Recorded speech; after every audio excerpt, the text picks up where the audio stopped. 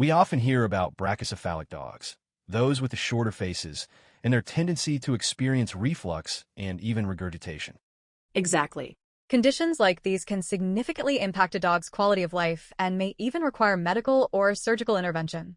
So, understanding what's normal versus what's excessive is really crucial for us as veterinary professionals and for dog owners alike. And that's where the research we're discussing today comes in. This study, conducted at the Animal Hospital at Murdoch University in Australia, aimed to establish some baseline understanding of gastroesophageal reflux in healthy, non-brachycephalic dogs. It's an important distinction, David. While we know a fair bit about reflux in those short-nosed breeds, we haven't had as much objective data on what to expect in other dogs, particularly in a hospital setting.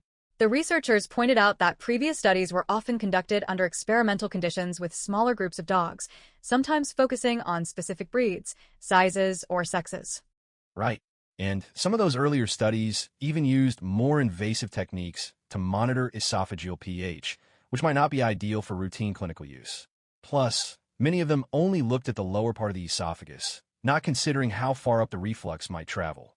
So, this new study set out to address these gaps by using a minimally invasive method called esophageal pH monitoring in a group of healthy, non-brachycephalic dogs undergoing routine orthopedic surgery. They wanted to establish what constitutes a normal amount of acidic gastroesophageal reflux in these dogs after a short period of general anesthesia. And their approach was quite interesting. They used a special probe with two sensors that could detect the pH levels in both the lower and upper parts of the esophagus.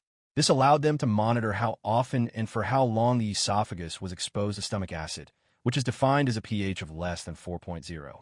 They included 35 dogs in their study, representing a good range of ages, breeds, and sizes, from Labradors and Golden Retrievers to smaller breeds like Schnauzers and Maltese.